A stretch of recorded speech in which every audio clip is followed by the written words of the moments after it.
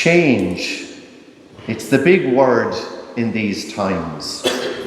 We've had the dramatic change in the world of Irish politics with the resignation of Leo Varadkar and Simon Harris ascending to the new role of leader of Fine Gael, and we assume Taoiseach in a couple of weeks' time. And the world stage has changed dramatically in the last couple of years or so, with scenes of war and bloodshed, leaving us feel uncertain of where things are at and where we might be going. The global church, too, has been experiencing change, with many different views being expressed and the emergence of a polarization that seems hard to reconcile. And in more local terms, we continue to navigate the complex situation of the changing place of the church in Irish society today.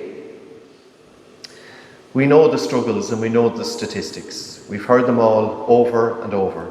The falling numbers of priests, fewer people engaging with the life of the church, a disconnect with young people, and so on.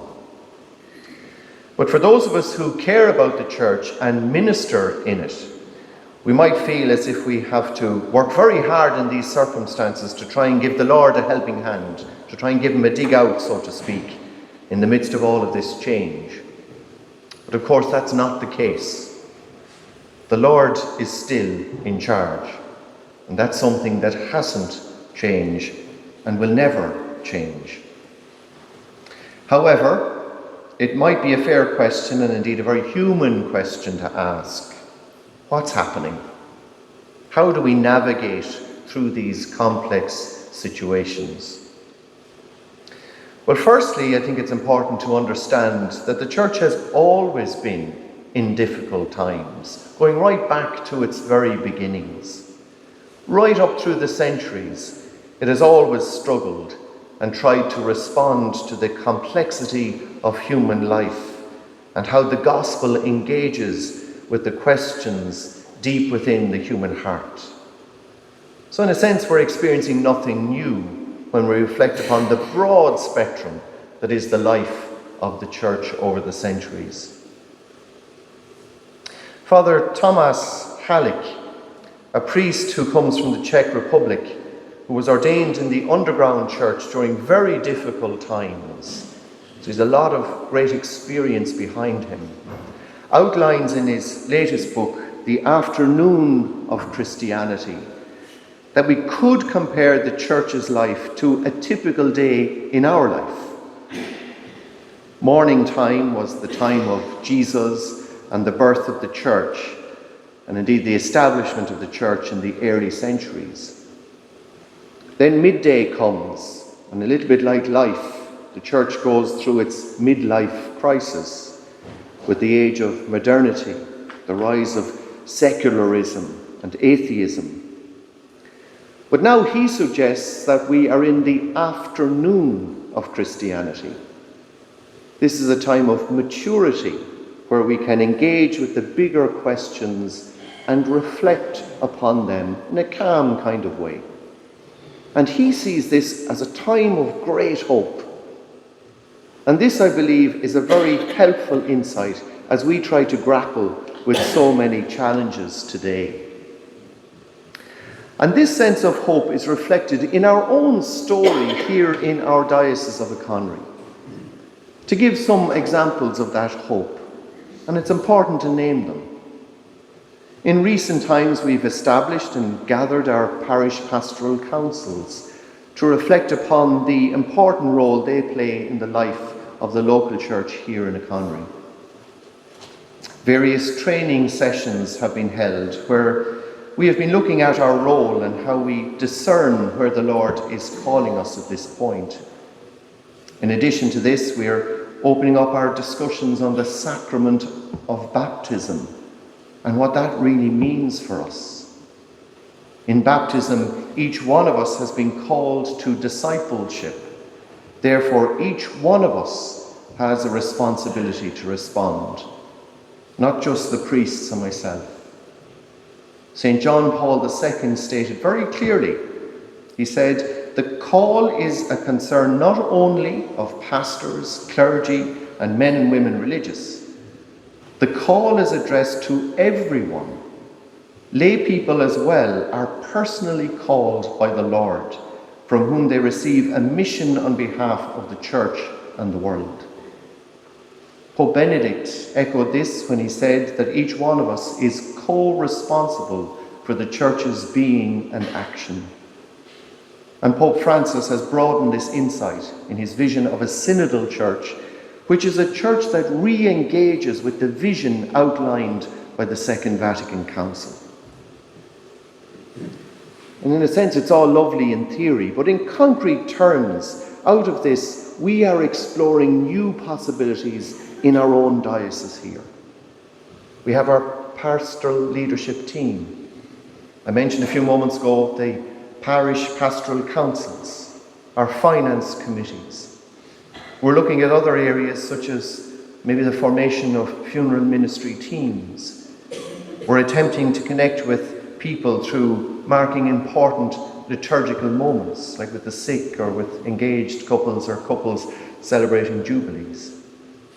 In recent months, we've taken on Stephen Giblin, who I see here this evening with us, as our new part-time youth minister, to help us to reach out in new ways to young people. We have a group of wonderful parents who have been formed to work with those who have children preparing for First Penance and First Holy Communion. We've also opened up new possibilities around vocations to the priesthood, in welcoming, as I mentioned, Fathers Victor and Dennis, as well as our two seminarians in Maynooth, Patrick and Israel, from Ogoja Diocese in Nigeria. In our gatherings and discussions, I've been really heartened by the participation and the engagement of so many people right across our diocese. And this is something that I really, really appreciate. And it's wonderful to see it and to experience it. In all of this, there is a sense that we are a community of disciples responding to the call of Christ given to us on the day we were baptized, and that we're attempting to engage with the bigger and indeed complex questions. Or as Isaiah puts it, look, I am doing something new. Now it emerges. Can you not see it? Yes, I am making a road in the desert and rivers in wastelands. A number of years ago, a certain political party had a slogan, a lot done, a lot more to do. Well, this is very much a journey that we're on, an ongoing journey, where in a sense we will never arrive.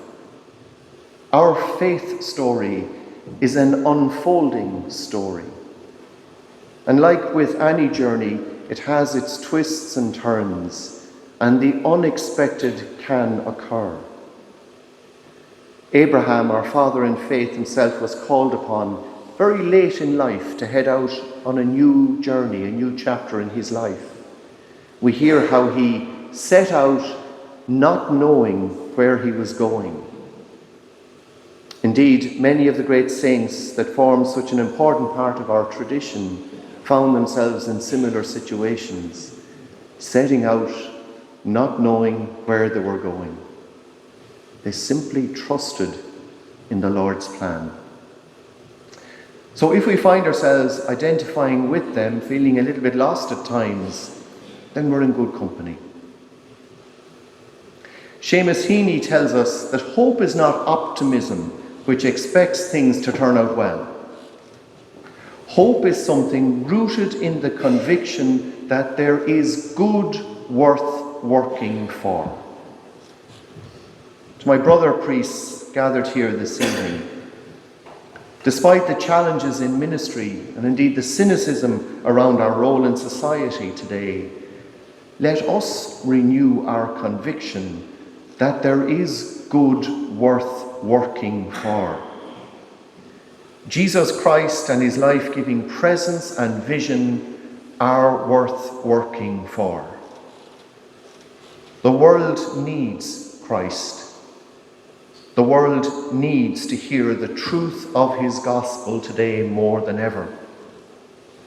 And this was a conviction deep within the heart of a young priest called Vincent Donovan back in the 1960s. Out of this conviction, he responded to the call to go to Tanzania to work with the Maasai tribe. His book, Christianity Rediscovered, describes his experience of missionary life. And even though the book was written out of his experience with the Maasai tribe, it actually describes very accurately our life of ministry today, which is essentially that of being a missionary. So let's not get too burdened by the problems. They were always part of the story, and they always will be. Remember that Jesus saw something in each one of you. And for whatever reason, and we might question this ourselves sometimes, he wanted you to serve his people. Our ministry gives us the privilege of being with people in the sacred moments of life, in the joys and the sorrows. These are the moments of encounter. These are the moments when Christ becomes very real, when he touches our hearts and the hearts of those we serve. So let's be open to those moments of encounter. Let's be open to where Christ may be leading us at this moment. Yes, sometimes we can be like Abraham, not knowing where we're going. But what's asked of us is to trust and to rediscover our call to discipleship. One of Father Vincent Donovan's young students reminded him as he prepared to go on mission with the Maasai tribe. The young student said the following: "In working with people, do not try to call them back to where they were. And do not try to call them to where you are, as beautiful as that place might seem to you. You must have the courage to go with them to a place that neither you nor they have been before." Perhaps the Lord is calling all of us as a community of disciples in this moment to a place that we have never been before. Have we the courage to trust him? And have we got the courage to respond? Look, I am doing something new. Now it emerges. Can you not see it? Yes, I am making a road in the desert and rivers in wastelands.